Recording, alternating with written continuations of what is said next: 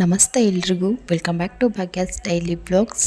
ಹೇಗಿದ್ದೀರಾ? ಎಲ್ಲರೂ ಚೆನ್ನಾಗಿದ್ದೀರಾ ಅಂತ ಅಂದ್ಕೊತೀನಿ. ಎಲ್ರಿಗೂ ಕೂಡ ಹೊಸ ವರ್ಷದ ಆರ್ಥಿಕ ಶುಭಾಶಯಗಳು.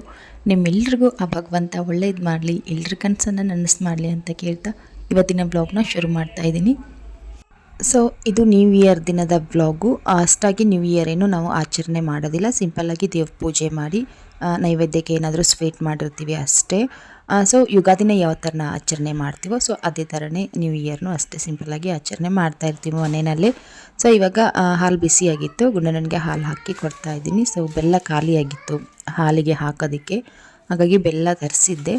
ಅದನ್ನು ಇವಾಗ ತೆಗೆದುಬಿಟ್ಟು ಬಾಕ್ಸ್ಗೆ ಹಾಕ್ತೀನಿ. ಹಾಗೆ ಗುಂಡನಿಗೂ ಸ್ವಲ್ಪ ಹಾಲಿಗೆ ಹಾಕಬೇಕು ಅಂತ ಹೇಳ್ಬಿಟ್ಟು ಓಪನ್ ಮಾಡ್ತಾ ಇದ್ದೀನಿ. ಹಾಗೆ ಈ ಬೆಲ್ಲದಲ್ಲಿ ವಿಶೇಷತೆ ಏನಪ್ಪ ಅಂತಂದರೆ, ನಾನಿವಾಗ ಯೂಸ್ ಮಾಡ್ತಾ ಇರೋ ಬೆಲ್ಲದಲ್ಲಿ ಈ ಬೆಲ್ಲ ಬಂದುಬಿಟ್ಟು ತುಂಬಾ ಸಾಫ್ಟಾಗಿರುತ್ತೆ, ಅಷ್ಟಾಗಿ ಗಟ್ಟಿಯಾಗಿರೋದಿಲ್ಲ.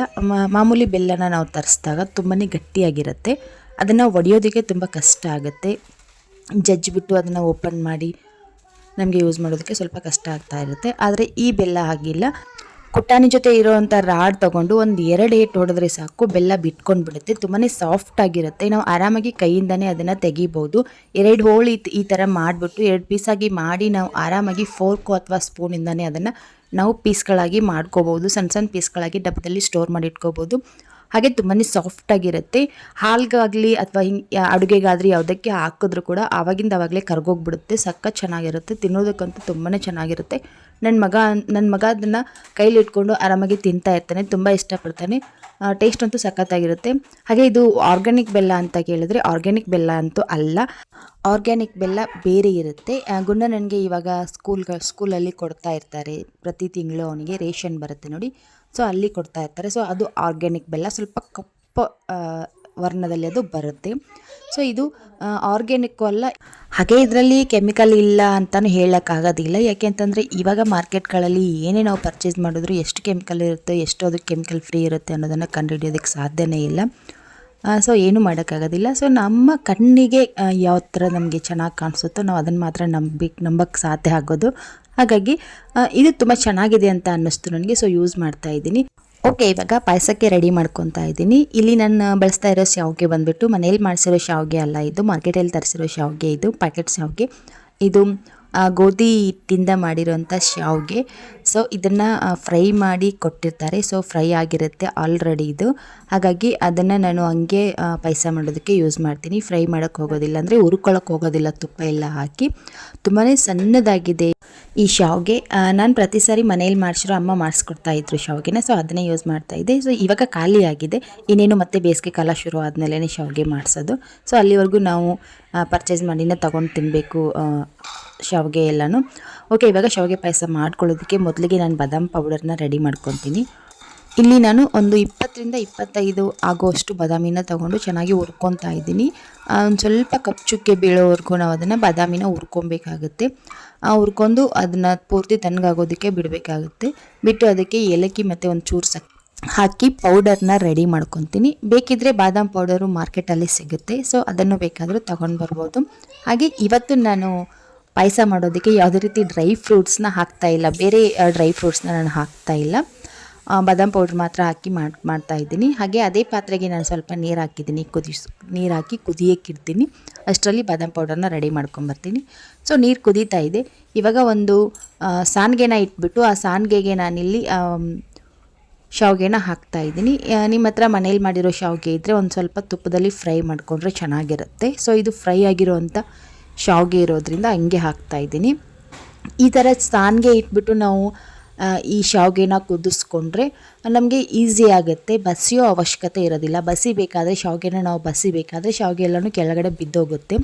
ಸೊ ಆ ಒಂದು ತಲೆಯ ನೋವು ಇರೋದಿಲ್ಲ. ಸೊ ಈ ಥರ ಒಂದು ಸಾನ್ಗೆನ ಇಟ್ಬಿಟ್ಟು ಅದರಲ್ಲಿನೇ ನಾವು ಚೆನ್ನಾಗಿ ಕುದಿಸ್ಕೊಂಡ್ರೆ ಆರಾಮಾಗಿ ನಾವು ಅದನ್ನು ಹೊರಗಡೆ ತೆಗಿಬೋದು. ಸೊ ಶಾವಿಗೆ ಇವಾಗ ಕಂಪ್ಲೀಟಾಗಿ ಕುದ್ದಿದೆ, ಬೆಂದಿದೆ. ಸೊ ಈ ಥರ ಸಾಫ್ಟಾಗಿ ಬೇಯಿಸ್ಕೊಬೇಕಾಗುತ್ತೆ. ಈ ಥರ ಯಾಕೆ ಮಾಡ್ತಾಯಿದ್ದೀನಿ ಅಂತ ಅಂದರೆ, ಶಾವಿಗೆ ಪಾಯಸ ಪ್ರತಿ ಸಾರಿ ಮಾಡಿದಾಗಲೂ ಕೂಡ ಮಾಡಿದಾಗ ಬಿಸಿಯಾಗಿರಬೇಕಾದ್ರೆ ನಾವು ಯಾವ ಥರ ಮಾಡಿರ್ತೀವೋ ಅಷ್ಟೇ ಚೆನ್ನಾಗಿರುತ್ತೆ. ಆದರೆ ಒಂದು ಸ್ವಲ್ಪ ಹೊತ್ತು ಬಿಟ್ಟು ಒಂದು ಗಂಟೆ ಅಥವಾ 2 ಗಂಟೆ ಆದಮೇಲೆ ಪಾಯಸ ಬೇಗ ಗಟ್ಟಿ ಆಗ್ತಾ ಇರುತ್ತೆ. ಸೊ ಆ ಥರ ಆಗಬಾರ್ದು ಅನ್ನೋದಕ್ಕೆ ಈ ಥರ ಸಪ್ರೇಟಾಗಿ ಮೊದಲಿಗೆ ಶಾವಿಗೆನ ಕುದಿಸ್ಕೊಂಡ್ಬಿಡ್ತೀನಿ. ಕುದಿಸ್ಕೊಂಡು ತಣ್ಣೀರಲ್ಲಿ ಒಂದು ಸಾರಿ ತೊಳ್ಕೊಂಡ್ಬಿಡ್ತೀನಿ, ಒಂದು ಸಾರಿ ಅಥವಾ 2 ಸಾರಿ ತೊಳ್ಕೊಂಡ್ಬಿಡ್ತೀನಿ. ಅದು ಪೂರ್ತಿಯಾಗಿ ಶಾವಿಗೆ ತಣ್ಣಗಾಗೋವರೆಗೂ ಒಂದು 2 ಸಾರಿ ತೊಳ್ಕೊಂಡ್ರೆ ತಣ್ಣಗಾಗುತ್ತೆ. ಇವಾಗ ನಾವು ಶಾವಿಗೆನ ಬಸಿತೀವಿ ನೋಡಿ, ಸಕ್ಕರೆ ಇಲ್ಲದೇ ಬಸಿದ್ಬಿಟ್ಟು ನೀರಿಗೆ ಹಾಕಿ ಬಸಿದುಕೊಂಡು ತಿಂತಾ ಇರ್ತೀವಿ ಕೆಲವೊಂದು ಸಾರಿ. ಸೊ ಆ ಥರ ಮಾಡಬೇಕಷ್ಟೇ. ಸೊ ಮತ್ತೆ ಒಂದು ಸಾರಿ ನಾನು ತಣ್ಣೀರು ಹಾಕ್ಬಿಟ್ಟು ಚೆನ್ನಾಗಿ ಶಾವಿಗೆನ ಒಣಗಿಸ್ಕೊಂಡ್ಬಿಡ್ತೀನಿ, ಅಂದರೆ ಬಿಸಿ ಆರಿಸ್ಕೊಂಡ್ಬಿಡ್ತೀನಿ. ತಣ್ಣಗಾಗಬೇಕು ಶಾವಿಗೆ, ತಣ್ಣಗಾದರೆ ಬಿಡಿ ಬಿಡಿಯಾಗಿ ಆಗುತ್ತೆ. ಸೊ ಬೇಗ ಗಟ್ಟಿ ಆಗೋದಿಲ್ಲ, ಬೇಗ ಗಟ್ಟಿ ಆದರೆ ಶಾವಿಗೆ ತಿನ್ನೋದಕ್ಕೂ ಆಗೋದಿಲ್ಲ. ಮಧ್ಯಾಹ್ನ ಮಾಡಿದ್ರೆ ಸಾಯಂಕಾಲ ತಿನ್ನೋಕ್ಕಾಗೋದಿಲ್ಲ. ಮಾಡಿ ಒಂದು ಸ್ವಲ್ಪ ಹೊತ್ತಿಗೆ ಗಟ್ಟಿ ಆಗ್ತಾ ಇರುತ್ತೆ. ಸೊ ಆ ಥರ ಆಗಬಾರ್ದು ಅಂದರೆ ಈ ಒಂದು ಪ್ರೊಸೀಜರ್ನ ಫಾಲೋ ಮಾಡಿದ್ರೆ ಆ ಥರ ಆಗೋದಿಲ್ಲ. ಓಕೆ, ಇವಾಗ ಮತ್ತೆ ಇಲ್ಲಿ ಹಾಲನ್ನ ಬಿಸಿಗಿಟ್ಟಿದ್ದೀನಿ. ಹಾಲು ಬಿಸಿ ಆಗಿದೆ. ನಾನು ಈಗಾಗಲೇ ಕಾಯಿಸಿದಂಥ ಹಾಲನ್ನ ತೊಗೊಂಡಿದ್ದೀನಿ. ನೀವೇನಾದರೂ ಹಸಿ ಹಾಲನ್ನ ತೊಗೊಂಡಿದ್ರೆ ಒಂದು ಸಾರಿ ಕುದಿ ಬರೋವರೆಗೂ ವೆಯ್ಟ್ ಮಾಡಿ. ಒಂದು ಸಾರಿ ಕುದಿ ಬಂದಾದಮೇಲೆ ಆವಾಗಲೇ ಬೇಯಿಸಿಟ್ಕೊಂಡಿರೋವಂಥ ಈ ಶಾವಿಗೆನ ಹಾಕಿ ಚೆನ್ನಾಗಿ ಮಿಕ್ಸ್ ಮಾಡ್ಕೊಬೇಕು. ಶಾವಿಗೆ ಹಾಕಿದ್ಮೇಲೂ ಕೂಡ ಒಂದು 2 ಕುದಿ ಬರಬೇಕು. ಶಾವಿಗೆ ಹಾಲಿನಲ್ಲಿ ಒಂದು 2 ಸಾರಿ ಕುದಿಬೇಕು. ಕುದ್ದು ಮತ್ತು ಆ ಶಾವಿಗೆಯಲ್ಲಿರುವಂಥ ಗಂಜಿ ಬಿಟ್ಕೊಬೇಕು ಹಾಲೊಳಗಡೆ. ಆ ಗಂಜಿ ಬಿಟ್ಕೊಂಡ್ರೆ ಚೆನ್ನಾಗಿರುತ್ತೆ. ಸೊ ಅದಾದಮೇಲೆ ನಾವು ಸಕ್ಕರೆ ಮತ್ತು ಬಾದಾಮ್ ಪೌಡರ್ನ ಹಾಕಬೇಕಾಗತ್ತೆ. ನೀವು ಮನೆಯಲ್ಲಿ ಶಾವಿಗೆ ಪಾಯಸನ ಮಾಡ್ತಾ ಇರ್ತೀರಾ, ನೀವು ಮಾಡುವಂಥ ಮೆಥಡು, ನೀವು ಮಾಡುವಂಥ ಸ್ಟೈಲು ಬೇರೆಯೇ ಆಗಿರುತ್ತೆ. ಸೊ ಒಂದು ಸಾರಿ ಈ ಥರನೂ ಈ ಸ್ಟೈಲಲ್ಲೂ ಒಂದು ಸಾರಿ ಮಾಡಿ ನೋಡಿ. ಖಂಡಿತವಾಗ್ಲೂ ಬೇಗ ಗಟ್ಟಿ ಆಗೋದಿಲ್ಲ ಪಾಯಸ ಅನ್ನೋದು, ಜಾಸ್ತಿ ಹೊತ್ತು ತೆಳುವಾಗೇ ಇರುತ್ತೆ. ನಮಗೆ ತಿನ್ನೋದಕ್ಕೆ ಒಳ್ಳೆ ಕನ್ಸಿಸ್ಟೆನ್ಸಿನಲ್ಲಿ ಇರುತ್ತೆ. ಓಕೆ, ಇವಾಗ ಒಂದು 2 ಕುದಿ ಕುದ್ದಾದಮೇಲೆ ನಾನಿಲ್ಲಿ ಸಕ್ಕರೆನ ಹಾಕ್ತಾಯಿದ್ದೀನಿ. ಸಕ್ಕರೆನ ನಿಮಗೆ ಟೇಸ್ಟ್ ಅನುಸಾರವಾಗಿ ನೀವು ಹಾಕ್ಕೊಳ್ಳಿ. ಕೆಲವೊಬ್ರು ಜಾಸ್ತಿ ಸ್ವೀಟ್ ಇಷ್ಟಪಡ್ತಾರೆ, ಕೆಲವೊಬ್ರು ಕಡಿಮೆ ಸ್ವೀಟ್ ಇಷ್ಟಪಡ್ತಾ ಇರ್ತೀರ. ಸೊ ನೋಡಿಕೊಂಡು ಸಕ್ಕರೆನ ಹಾಕ್ಕೊಳ್ಳಿ. ಅದಾದಮೇಲೆ ನೆನೆಸಿ ಇಟ್ಕೊಂಡಿರುವಂಥ ಸಾಬುದಾನಿನ ಹಾಕ್ತಾಯಿದ್ದೀನಿ, ಅಂದರೆ ಸಬ್ಬಕ್ಕಿನ ಹಾಕ್ತಾಯಿದ್ದೀನಿ. ಸಬ್ಬಕ್ಕಿ ಆಪ್ಷನಲ್ಲು, ನೀವು ಬೇಕಿದ್ದರೆ ಹಾಕ್ಕೋಬೋದು, ಬೇಡ ಅಂದರೆ ಸ್ಕಿಪ್ ಮಾಡ್ಕೋಬೋದು. ಸಬ್ಬಕ್ಕಿ ಹಾಕಿ ಒಂದು ಸ್ವಲ್ಪ ಹೊತ್ತು ಕುದಿಸ್ಕೊಂಡು ಆದಮೇಲೆ ಲಾಸ್ಟಲ್ಲಿ ನಾನಿಲ್ಲಿ ಬಾದಾಮ್ ಪೌಡರ್ನ ಹಾಕ್ತಾಯಿದ್ದೀನಿ. ನೀವು ರೆಡಿಮೇಡ್ ಬಾದಾಮ್ ಪೌಡರ್ನು ಕೂಡ ಯೂಸ್ ಮಾಡ್ಬೋದು. ಸೊ ಬಾದಾಮ್ ಪೌಡರ್ನ ಹಾಕಿ ತುಂಬಾ ಕೇರ್ಫುಲ್ಲಾಗಿ ನಾವು ಅದನ್ನು ಚೆನ್ನಾಗಿ ಮಿಕ್ಸ್ ಮಾಡ್ಕೊಬೇಕಾಗತ್ತೆ. ಯಾಕೆ ಅಂತ ಅಂದರೆ ಕುದೀತಾ ಇರಬೇಕಾದ್ರೆ ನಾವು ಬಾದಾಮ್ ಪೌಡರ್ನ ಹಾಕಿರ್ತೀವಿ ನೋಡಿ. ಸೊ ಬಾದಾಮ್ ಪೌಡರು ಸ್ವಲ್ಪ ಗಂಟಾಗುವಂಥ ಚಾನ್ಸಸ್ ಇರುತ್ತೆ. ಸೊ ಎಲ್ಲೂ ಕೂಡ ಒಂಚೂರು ಗಂಟು ಇಲ್ಲದೆ ಇರೋ ರೀತಿ ನಾವು ಬಾದಾಮ್ ಪೌಡರ್ನ ಒಂದು ಸಣ್ಣ ಚಿಕ್ಕದಾಗಿರೋ ಸ್ಪೂನ್ ತಗೊಂಡು ಚೆನ್ನಾಗಿ ಮಿಕ್ಸ್ ಮಾಡ್ಕೊಬೇಕಾಗತ್ತೆ. ಎಲ್ಲಾದರೂ ಗಂಟಿದ್ರೆ ಅದನ್ನು ಚೆನ್ನಾಗಿ ಆ ಸ್ಪೂನಿಂದ ಅದನ್ನು ಮಿಕ್ಸ್ ಮಾಡಿಕೊಂಡು ತೆಳು ಮಾಡ್ಕೊಂಡ್ಬಿಡ್ಬೇಕಾಗತ್ತೆ. ಸೊ ನೋಡ್ತಾ ಇರ್ಬೋದು ಎಷ್ಟು ಚೆನ್ನಾಗಿ ಕುದೀತಾ ಇದೆ ಅಂತ ಹೇಳ್ಬಿಟ್ಟು ಶಾವಿಗೆ ಪಾಯಸ ಸಖತ್ ಟೇಸ್ಟಿಯಾಗಿರುತ್ತೆ. ನಾನು ಮಾಡಿ ಒಂದು ಸ್ವಲ್ಪ ಹೊತ್ತು ಆದಮೇಲೆ ನಾನು ಇವಾಗ ತೋರಿಸ್ತಾ ಇದ್ದೀನಿ. ನನ್ನ ಹಸ್ಬೆಂಡ್ ಊಟಕ್ಕೆ ಬಂದಿದ್ರು ಇವಾಗ ಮಧ್ಯಾಹ್ನ ಟೈಮು ಆಫೀಸಿಂದ. ಸೊ ಅವ್ರಿಗೆ ಹಾಕ್ತಾಯಿದ್ದೀನಿ. ಮಾಡಿಟ್ಟು ತುಂಬಾ ಹೊತ್ತಾಯಿತು. ನಾನು ಶಾವಿಗೆ ಪಾಯಸ ಮಾಡಿ ಆದಮೇಲೆ ಚಪಾತಿ, ಅನ್ನ, ಸಾರು, ಪಲ್ಯ, ಕೋಸಂಬರಿ ಎಲ್ಲನೂ ಮಾಡಿದ್ದೀನಿ. ಆದರೂ ಕೂಡ ಶಾವಿಗೆ ಪಾಯಸ ಯಥಾಸ್ಥಿತಿನಲ್ಲಿನೇ ಇದೆ. ನಾವು ಯಾವ ಥರ ಮಾಡಿದ್ದೆ ನೋಡಿ ಅದೇ ಒಂದು ಕನ್ಸಿಸ್ಟೆನ್ಸಿನಲ್ಲಿನೇ ಇದೆ. ಒಂಚೂರು ಕೂಡ ಗಟ್ಟಿಯಾಗಿಲ್ಲ, ಸಖತ್ತಾಗಿರುತ್ತೆ. ನೀವು ಕೂಡ ಮನೆಯಲ್ಲಿ ಒಂದು ಸಾರಿ ಟ್ರೈ ಮಾಡಿ ನೋಡಿ. ಓಕೆ, ಇದು ಇವತ್ತಿನ ನಮ್ಮ ನ್ಯೂ ಇಯರ್ ಸ್ಪೆಷಲ್ ಊಟ. ಓಕೆ, ಇನ್ನು ಮಧ್ಯಾಹ್ನ ಊಟ ಎಲ್ಲ ಆಗಿತ್ತು. ಇದು ಸಾಯಂಕಾಲದ ಹೊತ್ತು ನನ್ನ ಹಸ್ಬೆಂಡ್ ಕೂಡ ಮಧ್ಯಾಹ್ನನೇ ಬಂದು ಊಟ ಮಾಡ್ಕೊಂಡು ಹೋದರು. ಇನ್ನು ಸಾಯಂಕಾಲ ಅಕ್ಕ ನಾನು ಇಬ್ಬರೇ ಇದ್ವಿ ಮನೆಯಲ್ಲಿ, ಗುಂಡನ ಅಕ್ಕ ನಾನು. ಸೊ ಮೊನ್ನೆ ನನ್ನ ಮಕ್ಕಳು ಬರ್ತಡೇಗೆ ನಮ್ಮ ಅಜ್ಜಿ ಬಂದಿದ್ರು ನೋಡಿ. ಸೊ ಅವ್ರು ಬರಬೇಕಾದ್ರೆ ಒಂದು 4-5 ಬಳವಲ್ಕಾಯಿನ ತೊಗೊಂಡು ಬಂದಿದ್ರು. ನಮ್ಮ ಉತ್ತರ ಕರ್ನಾಟಕ ಸೈಡಲ್ಲಿ ಇದನ್ನ ಬಳವಲ್ಕಾಯಿ ಅಂತ ಕರಿತೀವಿ. ಸೊ ನೀವು ಏನು ಹೆಸರು ಹಿಡಿದು ಕರಿತೀರ ಈ ಹಣ್ಣಿಗೆ ಅಂತ ಹೇಳ್ಬಿಟ್ಟು ನನಗೆ ಕಾಮೆಂಟ್ ಮಾಡಿ. ಓಕೆ, ಅದನ್ನು 2-3 ದಿನ ಆಯಿತು ನಾವು ಅದನ್ನು ಓಪನ್ ಮಾಡಿರಲಿಲ್ಲ. ಆವಾಗಲೇ ತಂದ ದಿನವೇ ತುಂಬಾ ಘಮ ಅಂತ ಸ್ಮೆಲ್ ಬರ್ತಾ ಇತ್ತು. ಸೊ ಬರ್ತಡೇ ಗಡಿಬಿಡಿನಲ್ಲಿ ನಾವು ಅದ್ರ ಕಡೆ ಗಮನನೇ ಇರಲಿಲ್ಲ ನಮಗೆ. ಸೊ ಇವಾಗ ಅದನ್ನು ತಿನ್ನಬೇಕು ಅಂತ ಹೇಳ್ಬಿಟ್ಟು ಸಾಯಂಕಾಲದ ಹೊತ್ತು ಬೆಲ್ಲ ಕಲಿಸ್ಬೇಕು ಅಂತ ಹೇಳ್ಬಿಟ್ಟು ರೆಡಿ ಮಾಡ್ಕೊತಾ ಇದ್ದೀನಿ. ಅಮ್ಮನಿಗೂ ಒಂದು 2-3 ಹಣ್ಣನ್ನ ಕೊಟ್ಟು ಕಳಿಸಿದ್ದೆ. ನಾನು 2 ಇಟ್ಕೊಂಡಿದ್ದೆ, ದೊಡ್ಡ ಕಾಯಿನ ಇಟ್ಕೊಂಡಿದ್ದೆ. ಇವಾಗ ಅದಕ್ಕೆ ಬೆಲ್ಲನ ಕಲಿಸ್ತೀವಿ. ಸೊ ಈ ಕಾಯಿಗೆ ಸಿಕ್ಕಾಪಟ್ಟೆ ಬೆಲ್ಲ ಬೇಕಾಗುತ್ತೆ. ಯಾಕೆಂತಂದರೆ ಅದು ಹಣ್ಣಾದ್ರೂ ಕೂಡ ಸಿಕ್ಕಾಪಟ್ಟೆ ಹುಳಿಯಾಗಿರುತ್ತೆ. ತುಂಬ ದಿನ ಆಯಿತು ನಾನು ಈ ಬೆಳವಲ್ಕಾಯಿನ ತಿಂದು, ತುಂಬ ದಿನ ಅಲ್ಲ, ತುಂಬ ವರ್ಷನೇ ಆಯಿತು. ಸೊ ಚಿಕ್ಕವರಿದ್ದಾಗ ಯಾವಾಗಲೋ ಒಂದು ಸಾರಿ ತಿಂದಿದ್ದು ನೆನಪು. ಲೈಫಲ್ಲಿ ಒಂದೇ ಒಂದು ಸಾರಿ ತಿಂದಿದ್ದೀನಿ ನಾನು ಈ ಬಳವಲ್ಲ ಹಣ್ಣನ್ನು, ತಿಂದೇ ಇಲ್ಲ, ನಿಜ ಹೇಳ್ತೀನಿ. ಸೊ ಚಿಕ್ಕವರಿದ್ದಾಗ ಅಜ್ಜಿ ಊರಿಗೆ ಹೋದಾಗ ತಿಂತಾಯಿದ್ವಿ. ಸೊ ಇವಾಗಂತೂ ತಿಂದೇ ಇರಲಿಲ್ಲ, ತುಂಬ ವರ್ಷ ಆಯಿತು. ಇವಾಗ ತಿನ್ನಬೇಕು ಅಂತ ಆಸೆಯಿಂದ ಕಲಿಸ್ಕೊತಾ ಇದ್ದೀನಿ. ಹಾಗೆ ನಾನು ಮೊನ್ನೆ ಲಾಸ್ಟ್ ಟೈಮ್ ಅಜ್ಜಿ ಊರಿಗೆ ಹೋದಾಗ ಜಾತ್ರೆಗೆ ಹೋದಾಗ ಇನ್ನೂ ಪುಟಾಣಿ ಚಿಕ್ಕದಾಗಿ ಕಾಯಿಗಳು ಬಿಡೋದಕ್ಕೆ ಸ್ಟಾರ್ಟ್ ಆಗಿತ್ತು. ಸೊ ಆವಾಗಲೇ ಹೇಳಿದ್ದೆ ನಾನು. ಸೊ ಅದನ್ನು ಆದಮೇಲೆ ನೀವು ಬಂದಾಗ ತೊಗೊಂಡು ಬನ್ನಿ ಅಂತ ಹೇಳ್ಬಿಟ್ಟು ನೆನಪಿಂದ ತೊಗೊಂಡು ಬಂದಿದ್ದಾರೆ ನಮ್ಮ ಅಜ್ಜಿ. ಸುಮಾರು ತಿಂಗಳುಗಳೇ ಆಗೋಯ್ತು ನಾನು ನೋಡ್ರಿ ಅವ್ರಿಗೆ ಹೇಳಿ. ಸೊ ಮೊನ್ನೆ ತೊಗೊಂಡು ಬಂದಿದ್ದರು. ತುಂಬಾ ಜೋಪಾನ ಮಾಡಿ ಇಟ್ಟಿದ್ದೆ ನಾನು 2-3 ದಿನ. ಅದರಲ್ಲಿ ಒಂದು 2-3 ಕಾಯಿನ ಅಮ್ಮನಿಗೆ ಕೊಟ್ಟು ಕಳಿಸ್ದೆ. ಚಿಕ್ಕದಾಗಿರೋ ಕಾಯಿನ ಕೊಟ್ಟು ಕಳಿಸಿದ್ದೀನಿ ಅಮ್ಮನಿಗೆ. ದೊಡ್ಡ ಕಾಯಿನ ನಾನು ಇಟ್ಕೊಂಡಿದ್ದೀನಿ. ಓಕೆ, ಇವಾಗ ಕಲಿಸ್ಕೊತಾ ಇದ್ದೀನಿ. ಇಡೀ ಇಷ್ಟು ಬೆಲ್ಲ ಹಾಕಿದ್ರೂ ಕೂಡ ಇನ್ನೂ ಬೇಕಾಗುತ್ತೆ ಅಂತ ಅಂದ್ಕೊತೀನಿ ನಾನು. ಸೊ ಇವಾಗ ಅಷ್ಟೇ ತೊಗೊಂಡಿದ್ದೀನಿ. ನೋಡೋಣ, ರುಚಿ ನೋಡಿಬಿಟ್ಟು ಆಮೇಲೆ ಕಲಿಸ್ತಾ ರುಚಿ ನೋಡಿ ಬೇಕಿದ್ರೆ ಮತ್ತೆ ಸ್ವಲ್ಪ ತಗೊಂಡ್ರೆ ಆಯಿತು ಅಂತ ಹೇಳ್ಬಿಟ್ಟು ತೊಗೊಂಡಿದ್ದೀನಿ. ಏನು ಗೊತ್ತಾ, ಇದು ಹುಣಸೆ ಹಣ್ಣಿಗೆ ಇನ್ನೂ ಹುಳಿ ಜಾಸ್ತಿ ಇರುತ್ತೆ. ಇದಕ್ಕೆ ಎಷ್ಟು ನಾವು ಬೆಲ್ಲ ಹಾಕ್ತೀವೋ ಅಷ್ಟು ರುಚಿ ಚೆನ್ನಾಗಿ ಬರುತ್ತೆ. ನಾವೇನಾದರೂ ಕಡಿಮೆ ಬೆಲ್ಲ ಹಾಕಿದ್ರೆ ರುಚಿ ಚೆನ್ನಾಗಿ ಬರೋದೇನಿಲ್ಲ, ಸಿಕ್ಕಾಪಟ್ಟೆ ಹುಳಿಯಾಗಿರುತ್ತೆ. ಸೊ ಹಾಗಾಗಿ ಬೆಲ್ಲನ ಜಾಸ್ತಿ ಹಾಕಬೇಕು. ಹಾಗೆ ಇನ್ನೂ ಕೆಲವರು ಏನು ಮಾಡ್ತಾರೆ, ನಾವು ಹುಣಸೆ ಚಿಗಳಿ ಎಲ್ಲ ಕೊಟ್ಕೊತೀವಿ ನೋಡಿ, ಉಪ್ಪು, ಖಾರ, ಬೆಳ್ಳುಳ್ಳಿ, ಬೆಲ್ಲ, ಜೀರಿಗೆ ಇದೆಲ್ಲ ಹಾಕಿ ಕೊಟ್ಕೊತೀವಿ ನೋಡಿ. ಸೊ ಆ ಥರನೂ ಇದಕ್ಕೆ ಹಾಕ್ತಾಯಿರ್ತಾರೆ, ಖಾರನೂ ಹಾಕ್ತಾಯಿರ್ತಾರೆ. ಉಪ್ಪು, ಖಾರ, ಬೆಲ್ಲನ ಹಾಕಿ ಮಿಕ್ಸ್ ಮಾಡ್ಕೊತಾ ಇರ್ತಾರೆ. ಸೊ ನಾನಿಲ್ಲಿ ಸ್ವಲ್ಪ ಉಪ್ಪು ಮತ್ತು ಸ್ವಲ್ಪ ಬೆಲ್ಲ ಮಾತ್ರ ಹಾಕ್ಕೊತಾ ಇದ್ದೀನಿ. ಸೊ ಚೆನ್ನಾಗಿರುತ್ತೆ ಟೇಸ್ಟು. ಖಾರ ಹಾಕಿದ್ರೂ ಚೆನ್ನಾಗಿರುತ್ತೆ. ಸೊ ನನಗೆ ಇಷ್ಟ ಆಗೋದಿಲ್ಲ ಅಷ್ಟೇ. ಓಕೆ, ಇವಾಗ ಹಾಕಿ ಅಕ್ಕ ಕಲಿಸ್ತಾ ಇದ್ದಾರೆ, ನಾನು ಕಲಿಸ್ತಾ ಇಲ್ಲ. ಸೊ ಅದನ್ನು ನಾನು ಇನ್ನೂ ಸ್ವಲ್ಪ ಬೆಲ್ಲ ಹಾಕಬೇಕು ಅಂತ ಹೇಳಿದ್ರು ಅವರು, ಅಕ್ಕ ನನಗೆ. ನಾನೇನು ಅಂದ್ಕೊಂಡೆ, ಸ್ವಲ್ಪ ಜಾಸ್ತಿ ತೆಳುವಾಗುತ್ತೆ ಏನೋ, ಮತ್ತೆ ಬೆಲ್ಲ ಹಾಕಿದ್ರೆ ಅದು ಬೆಲ್ಲ ನೀರಿನಂಶ ಜಾಸ್ತಿ, ಸ್ವಲ್ಪ ನೀರು ಬಿಟ್ಕೊಂಡು ಮತ್ತೆ ಅದು ತೆಳುವಾದರೆ ತಿನ್ನೋದಕ್ಕೆ ಚೆನ್ನಾಗಿರಲ್ಲ ಅಂತ ಅಂದ್ಕೊಂಡು ನಾನು ಬೇಡ ಅಂತ ಹೇಳಿದೆ. ಸೊ ನಾನು ಟೇಸ್ಟ್ ಮಾಡಿ ನೋಡಿದಾಗ ಸಿಕ್ಕಾಪಟ್ಟೆ ಹುಳಿ ಅನ್ನಿಸ್ತು ನನಗೆ. ಅದರಲ್ಲಿರೋ ಬೀಜ ಇರುತ್ತೆ ನೋಡಿ, ಅದು ಇನ್ನೂ ಹುಳಿ ಇರುತ್ತೆ.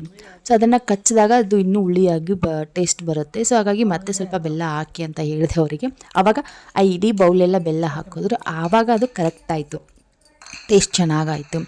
ನಿಜವಾಗ್ಲೂ ನಾವು ಎಷ್ಟು ಬೆಲ್ಲ ಹಾಕ್ತೀವಿ ನೋಡಿ ಅಷ್ಟು ಚೆನ್ನಾಗಿರುತ್ತೆ ಟೇಸ್ಟು, ಸಖತ್ ಚೆನ್ನಾಗಿರುತ್ತೆ. ಈ ಸೀಸನ್ನಲ್ಲಿ ಯಾರೂ ಮಿಸ್ ಮಾಡ್ಕೊಳ್ಳೋಕೆ ಹೋಗಬೇಡಿ ಈ ಕಾಯಿನ. ಇದು ನಾವು ಬೇಕು ಅಂದಾಗೆಲ್ಲ ಸಿಗೋದೇ ಇಲ್ಲ.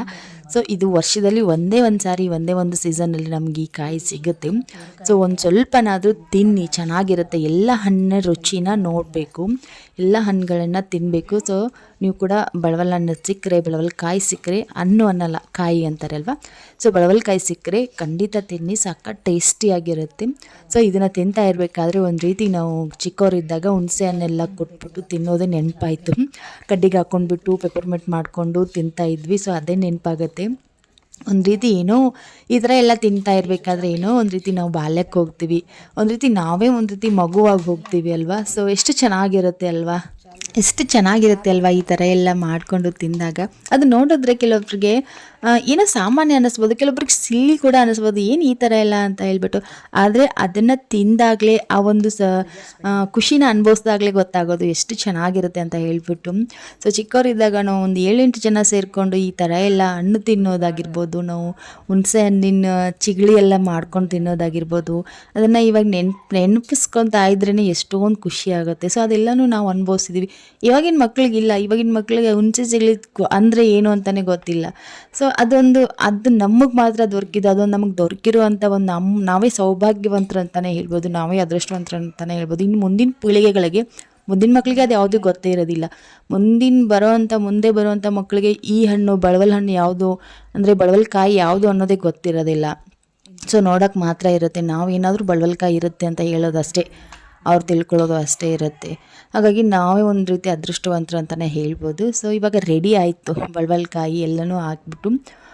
ಮಾರ್ಕೆಟಲ್ಲಿ ಈ ಕಾಯಿನ ತುಂಬಾ ಜಾಸ್ತಿ ಬೆಲೆಗೆ ಕೊಡ್ತಾ ಇದ್ದಾರಂತೆ. ಈ ಕಾಯಿ ಬೆಲೆ ತುಂಬ ಜಾಸ್ತಿ ಇದೆ ಅಂತೆ. ನಮ್ಮ ಅಜ್ಜಿ ಹೇಳ್ತಾ ಇದ್ರು, ಮೊನ್ನೆ ನಾನು ಹಂಗೆ ಇಟ್ಟಿದ್ದೆ, ತಿನ್ನಿ, ಅದನ್ನು ಹಾಳು ಮಾಡೋಕ್ಕೆ ಹೋಗಬೇಡಿ, ತಿನ್ನಬೇಕು. ಮಾರ್ಕೆಟಲ್ಲೆಲ್ಲ ಹೋದರೆ ಸಿಕ್ಕಾಪಟ್ಟೆ ಜಾಸ್ತಿ ಬೆಲೆಗೆ ಹೇಳ್ತಾರೆ, ಇವಾಗ ತಂದು ಕೊಟ್ಟಿದ್ದೀನಿ ತಿನ್ನಿ ಅಂತ ಹೇಳಿ ನಮಗೆ ಹೇಳ್ತಾಯಿದ್ರು. ಸೊ ಅದಕ್ಕೆ ಹೇಳಿದೆ, ನನಗೆ ಎಷ್ಟಿದೆ ಅಂತ ಗೊತ್ತಿಲ್ಲ. ಓಕೆ, ಇವಾಗ ರೆಡಿ ಆಯಿತು ನೋಡಿ. ಎಷ್ಟು ಚೆನ್ನಾಗಿದೆ ಗೊತ್ತಾ, ತಿಂತಾ ಇದ್ದರೆ ಅಮ್ಮಮ್ಮ ಎಷ್ಟು ಹುಳಿ ಸಿಹಿ ಎಷ್ಟು ಚೆನ್ನಾಗಿತ್ತು. ಒಂದು ಬೌಲ್ನ ಉಪ್ಪು ಬೆಲ್ಲ ಮಾತ್ರ ಹಾಕಿ ಮಾಡಿದ್ರು ಅಕ್ಕ. ಉಪ್ಪು ಮತ್ತು ಬೆಲ್ಲ ಮಾತ್ರ ಹಾಕಿ ಅದರದ್ದೇ ಚಿಪ್ನಲ್ಲಿ ಹಾಕಿ ಕೊಟ್ಟರು. ಅದಾದಮೇಲೆ ಇನ್ನು ಮಿಕ್ಕಿರೋದು ಬೌಲಲ್ಲಿ ಇನ್ನೂ ಸ್ವಲ್ಪ ಮಿಕ್ಕಿತ್ತು ನೋಡಿ. ಸೊ ಅದಕ್ಕೆ ಖಾರದ ಪೌಡರ್ನ ಹಾಕಿದ್ರು. ನಮ್ಮ ಮನೆಯಲ್ಲಿ ಮಸಾಲೆ ಖಾರ ಇರುತ್ತೆ, ನಮ್ಮಮ್ಮ ಮಸಾಲೆ ಖಾರನ ಕೊಟ್ಟು ಕಳಿಸಿರ್ತಾರೆ. ಸೊ ಇಲ್ಲಿ ನಮಗೆ ಪಕ್ಕದಲ್ಲಿ ಕಾಣ್ತಾ ಇದೆ ನೋಡಿ, ಒಂದು ಜರಡಿ ಕಾಣ್ತಾ ಇದೆ, ಆ ಜರಡಿನಲ್ಲಿ ಮಸಾಲೆ ಖಾರನ ಹಾಕಿಟ್ಟಿರ್ತೀನಿ ನಾನು. ಸೊ ಮಸಾಲೆ ಖಾರನ ಹಾಕಿ ಬೌಲ್ನಲ್ಲಿ ಮಿಕ್ಕಿರುವಂಥ ಹಣ್ಣಿಗೆ ಮಸಾಲೆ ಖಾರನ ಹಾಕಿದ್ರು. ಅದು ಕೂಡ ಸಖತ್ ಟೇಸ್ಟಿಯಾಗಿತ್ತು. ನಾನು ಅದು ಅಷ್ಟೊಂದು ರುಚಿಯಾಗಿರಲ್ಲ ಏನೋ ಅಂದ್ಕೊಂಡಿದ್ದೆ, ಖಾರ ಎಲ್ಲ ಹಾಕಿದ್ರೆ ಚೆನ್ನಾಗಿರಲ್ವೇನೋ ಅಂದ್ಕೊಂಡಿದ್ದೆ. ಆದರೆ ಅವರು ತಂದುಕೊಟ್ರು, ಅದಕ್ಕೆ ಮಸಾಲೆ ಖಾರ ಹಾಕ್ಬಿಟ್ಟು ತಂದುಕೊಟ್ರು. ಅದು ಇನ್ನೂ ಸಖತ್ತಾಗಿತ್ತು. ಇವಾಗ ನಾನು ತೋರಿಸ್ತಾ ಇದ್ದೀನಿ ನೋಡಿ, ಇದರಲ್ಲಿ ಮಸಾಲೆ ಖಾರನ ಹಾಕಿದ್ರು, ಸಖತ್ ಟೇಸ್ಟಿಯಾಗಿತ್ತು. ನನಗಂತೂ ತುಂಬಾ ಇಷ್ಟ ಆಯಿತು.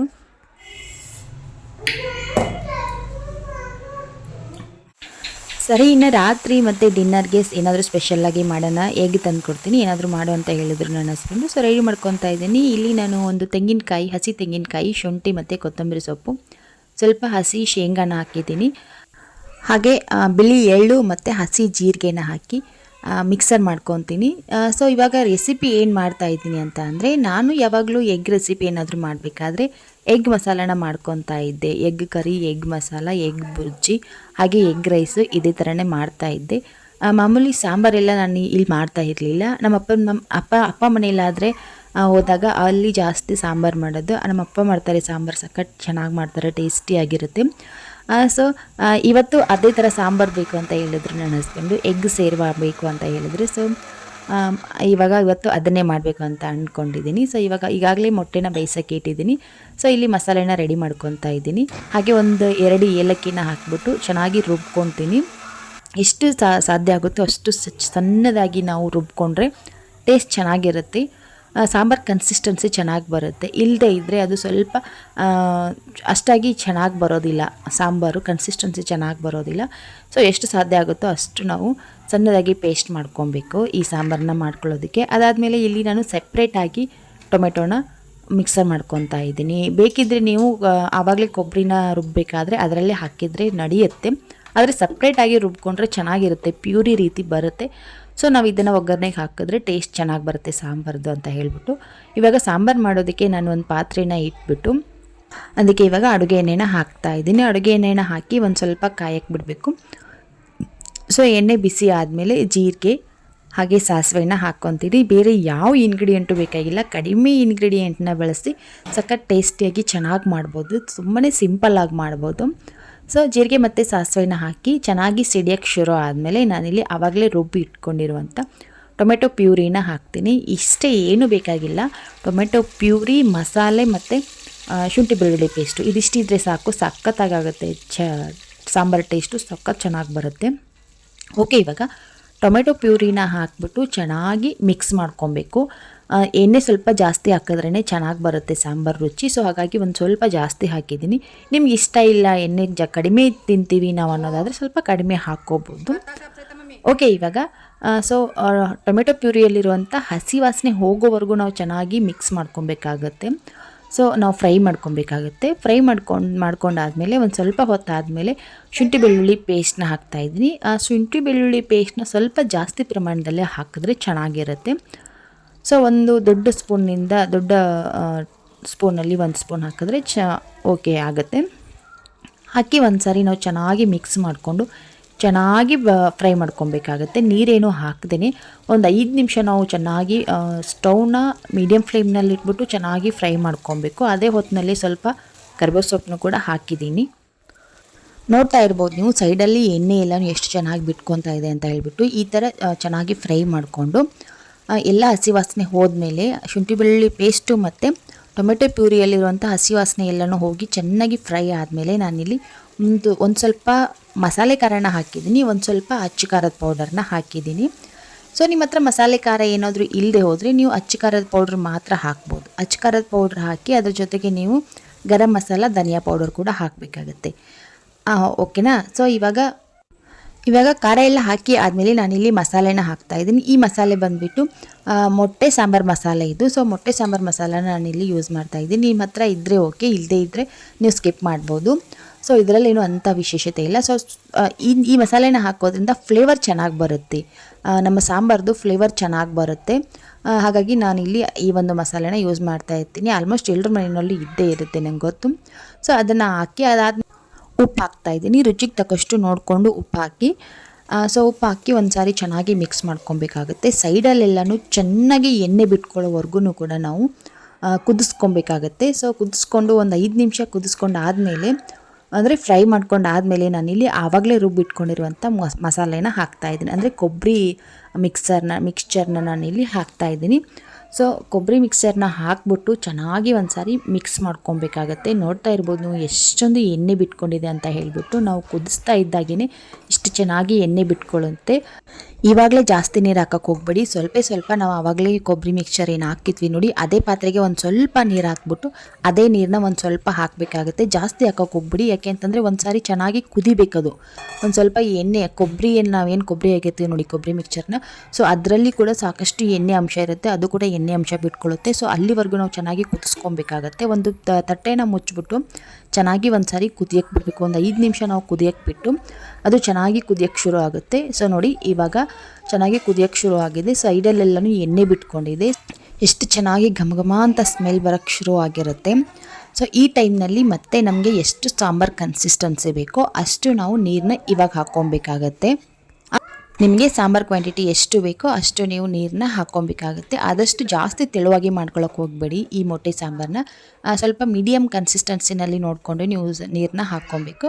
ಸೊ ನೀರು ಹಾಕ್ಕೊಂಡು ಮತ್ತೆ ಸ್ವಲ್ಪ ರುಚಿ ನೋಡಿಕೊಂಡು ಮತ್ತೆ ಸ್ವಲ್ಪ ಉಪ್ಪು ಹಾಕಿ ಒಂದು ಸಾರಿ ಕುದಿಯಕ್ಕೆ ಬಿಡಬೇಕು. ಒಂದು 5ರಿಂದ 10 ನಿಮಿಷ ಚೆನ್ನಾಗಿ ಲೋ ಫ್ಲೇಮ್ನಲ್ಲಿಟ್ಟು ಕುದಿಯಕ್ಕೆ ಬಿಡಬೇಕು. ಸೊ ಇವಾಗ ಕುದೀತಾ ಇದೆ. ಸೊ ಈ ಥರ ಕುದಿಯೋ ಟೈಮ್ನಲ್ಲಿ ಒಂದು ಬೇಯಿಸಿರುವಂಥ ಮೊಟ್ಟೆನ ಈ ರೀತಿ ತುರಿದ್ಬಿಟ್ಟು ಹಾಕಬೇಕು. ಅದರಲ್ಲಿ ಒಂದು ಹಾಕ್ಬೋದು ಅಥವಾ ನೀವು 2 ಕೂಡ ಹಾಕ್ಕೋಬೋದು. ಈ ಥರ ನಾವು ಕುದಿತಾ ಇರಬೇಕಾದ್ರೆ ಈ ಮೊಟ್ಟೆನ ತುರಿದ್ಬಿಟ್ಟು ಹಾಕೋದ್ರಿಂದ ಈ ಸಾಂಬಾರು ಟೇಸ್ಟು ಕೂಡ ಚೆನ್ನಾಗಿ ಬರುತ್ತೆ. ಸಾಂಬಾರು ನೋಡೋಕ್ಕೂ ಕೂಡ ತುಂಬ ಚೆನ್ನಾಗಿರುತ್ತೆ. ನೋಡಿದ ತಕ್ಷಣವೇ ಗೊತ್ತಾಗುತ್ತೆ ನಮಗೆ ಮೊಟ್ಟೆ ಸಾಂಬಾರು ಅಂತ ಹೇಳಿಬಿಟ್ಟು. ಸೊ ಈ ಒಂದು ಟಿಪ್ಸ್ನ ಫಾಲೋ ಮಾಡ್ಬೋದು. ಸಖತ್ ಒಂದು ರೀತಿ ನಮಗೆ ಈ ರೆಸ್ಟೋರೆಂಟಲ್ಲಿ ಕೊಡ್ತಾ ಇರ್ತಾರೆ ನೋಡಿ ಮೊಟ್ಟೆ ಸಾಂಬಾರು. ಸೊ ಅದೇ ಥರನೇ ನೋಡೋದಕ್ಕೂ ಚೆನ್ನಾಗಿ ಕಾಣಿಸ್ತಾ ಇರುತ್ತೆ. ಟೇಸ್ಟು ಕೂಡ ಸಖತ್ ಚೆನ್ನಾಗಿರುತ್ತೆ. ಸೊ ನೀವು 1 ಅಥವಾ 2 ಮೊಟ್ಟೆನ ಈ ಥರ ತುರಿದ್ಬಿಟ್ಟು ಹಾಕ್ಕೋಬೋದು. ಸೊ ಮೊಟ್ಟೆನ ತುರಿದು ಹಾಕ್ಕೊಂಡಾದ್ಮೇಲೆ ಲಾಸ್ಟಲ್ಲಿ ಫ್ಲೇವರ್ಗೆ ನಾನು ಕೊತ್ತಂಬರಿ ಸೊಪ್ಪನ್ನ ಚೆನ್ನಾಗಿ ಕಟ್ ಮಾಡಿಬಿಟ್ಟು ಹಾಕಿದ್ದೀನಿ. ಅದಾದಮೇಲೆ ಲಾಸ್ಟಲ್ಲಿ ನಾನು ಕಸೂರಿ ಮೇಥಿನ ಹಾಕ್ತಾಯಿದ್ದೀನಿ. ಕಸೂರಿ ಮೇಥಿನೂ ಕೂಡ ಅಷ್ಟೇ ಫ್ಲೇವರ್ಗೋಸ್ಕರನೇ ಯೂಸ್ ಮಾಡೋದು. ಚೆನ್ನಾಗಿ ಫ್ಲೇವರ್ ಬರುತ್ತೆ ಸಾಂಬಾರ್ದು. ಸೊ ಹಾಗಾಗಿ ಕಸೂರಿ ಮೇಥಿನ ಹಾಕ್ಬಿಟ್ಟು ಒಂದು ಸಾರಿ ಚೆನ್ನಾಗಿ ಮಿಕ್ಸ್ ಮಾಡಿಕೊಂಡು ಇನ್ನೂ ಒಂದು ಸಾರಿ ಒಂದು ಸ್ವಲ್ಪ ಹೊತ್ತು 1-2 ನಿಮಿಷ ಕುದಿಸ್ಕೊಂಡ್ರೆ ಆಯಿತು. ಇಲ್ಲ ನೀವು ಊಟ ಮಾಡೋ ಟೈಮ್ನಲ್ಲೂ ಕೂಡ ಮತ್ತೆ ಒಂದು ಸಾರಿ ಕುದಿಸ್ಕೊಬೋದು. ಸೊ ಸಖತ್ ಟೇಸ್ಟಿಯಾಗಿರೋವಂಥ ಸಾಂಬಾರು ರೆಡಿ ಆಯಿತು. ಇನ್ನು ಲಾಸ್ಟಲ್ಲಿ ಬೇಯಿಸಿರುವಂಥ ಮೊಟ್ಟೆನ ಅದರಲ್ಲಿ ಹಾಕ್ತಾಯಿದ್ದೀನಿ. ಇದು ಆಪ್ಷನಲ್ಲಿ, ನೀವು ಬೇಕಿದ್ರೆ ಅದರಲ್ಲಿ ಹಾಕ್ಬಿಟ್ಟು ತಿನ್ಕೊಬೋದು, ಇಲ್ಲ ಆದರೆ ನೀವು ಸೈಡಲ್ಲಿ ಇಟ್ಕೊಂಡು ಬೇಕಾದರೂ ತಿನ್ಕೊಬೋದು. ನಾನು ಅದರಲ್ಲೇ ಹಾಕ್ಬಿಟ್ಟು ಒಂದು ಸಾರಿ ಕುದಿಸ್ಕೊತೀನಿ. ಮೊಟ್ಟೆನ ಹಾಕಿದ್ಮೇಲೆ ಒಂದು ಪರ್ಫೆಕ್ಟ್ ಆಗಿರೋ ಮೊಟ್ಟೆ ಸಾಂಬಾರು ಅಂತ ಅನ್ನಿಸ್ಕೊಳ್ಳುತ್ತೆ. ಸೊ ಸಖತ್ ಟೇಸ್ಟಿಯಾಗಿರುತ್ತೆ, ಸಖತ್ ಚೆನ್ನಾಗಿರುತ್ತೆ. ಮನೆ ಮಂದಿ ಎಲ್ಲ ಇಷ್ಟಪಟ್ಟು ತಿನ್ನುವಂಥ ಈ ಒಂದು ಮೊಟ್ಟೆ ಸಾಂಬಾರು ಈ ನ್ಯೂ ಇಯರ್ಗೆ ಒಂದು ಸ್ಪೆಷಲ್ ರೆಸಿಪಿ ಅಂತಲೇ ಹೇಳ್ಬೋದು. ನೀವು ಕೂಡ ಮನೆಯಲ್ಲಿ ಒಂದು ಸಾರಿ ಟ್ರೈ ಮಾಡಿ, ತುಂಬ ಚೆನ್ನಾಗಿರುತ್ತೆ. ನಿಮ್ಮ ಮನೆಯಲ್ಲೂ ಕೂಡ ಎಲ್ಲರೂ ತುಂಬಾ ಇಷ್ಟಪಟ್ಟು ತಿಂತಾರೆ. ಇದ್ರ ಜೊತೆಗೆ ಖಡಕ್ ರೊಟ್ಟಿ ಆದರೂ ಸೈ, ಚಪಾತಿ ಆದರೂ ಸೈ, ಅನ್ನಕ್ಕೂ ಸೈ, ಬಿರಿಯಾನಿಗೂ ಸೈ, ಒಟ್ಟಿನಲ್ಲಿ ಎಲ್ಲದಕ್ಕೂ ತುಂಬಾ ಚೆನ್ನಾಗಿರುತ್ತೆ, ತುಂಬಾ ಟೇಸ್ಟಿಯಾಗಿರುತ್ತೆ ಈ ರೆಸಿಪಿ. ಸೊ ನಿಮಗೂ ಕೂಡ ಇಷ್ಟ ಆಗಿದೆ ಅಂತ ಅಂದ್ಕೊತೀನಿ. ಇಷ್ಟ ಆಗಿದರೆ ಖಂಡಿತವಾಗ್ಲೂ ನೀವು ಮನೆಯಲ್ಲಿ ಒಂದು ಸಾರಿ ಟ್ರೈ ಮಾಡಲೇಬೇಕು. ಹಾಗೆ ಟ್ರೈ ಮಾಡಿ ಯಾವ ಥರ ಬಂತು ಸಾಂಬಾರು ಅಂತ ಹೇಳ್ಬಿಟ್ಟು ನನಗೆ ಕಾಮೆಂಟ್ ಬಾಕ್ಸಲ್ಲಿ ತಿಳಿಸಿ. ಅದೇ ರೀತಿ ಇವತ್ತಿನ ವ್ಲಾಗು ಕೂಡ ಇಲ್ಲಿಗೆ ಎಂಡ್ ಮಾಡ್ತಾ ಇದ್ದೀನಿ. ಹೋಪ್ ನಿಮಗೆ ಈ ವ್ಲಾಗ್ ಇಷ್ಟ ಆಗಿದೆ ಅಂತ ಅಂದ್ಕೊತೀನಿ. ಇಷ್ಟ ಆದರೆ ಪ್ಲೀಸ್ ನನ್ನ ವೀಡಿಯೋಗೆ ಒಂದು ಲೈಕ್ನ ಕೊಡಿ. ಹೊಸದಾಗಿ ಯಾರಾದರೂ ವಿಡಿಯೋ ನೋಡ್ತಾ ಇದ್ರಿ ಪ್ಲೀಸ್ ನನ್ನ ಚಾನಲ್ಗೆ ಸಬ್ಸ್ಕ್ರೈಬ್ ಮಾಡಿಕೊಂಡು ನನ್ನ ಎಲ್ಲ ವೀಡಿಯೋಸ್ನು ನೋಡಿ ಅಂತ ನಾನು ನಿಮ್ಮಲ್ಲಿ ರಿಕ್ವೆಸ್ಟ್ ಮಾಡ್ಕೊತೀನಿ.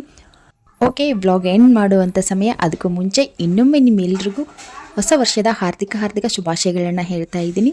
ಈ ವರ್ಷ ನಿಮ್ಮ ಎಲ್ಲ ಕೆಲಸನೂ ಯಶಸ್ವಿಯಾಗಿ ಸಾಗಲಿ, ನಿಮಗೆ ದೇವರು ಒಳ್ಳೇದು ಮಾಡಲಿ ಅಂತ ಕೇಳ್ಕೊಳ್ತಾ ಇವತ್ತಿನ ವ್ಲಾಗ್ನ ಮುಗಿಸ್ತಾ ಇದ್ದೀನಿ. ಮತ್ತೆ ಸಿಗ್ತೀನಿ ನೆಕ್ಸ್ಟ್ ವ್ಲಾಗಲ್ಲಿ. ಬಾಯ್, ಟೇಕ್ ಕೇರ್.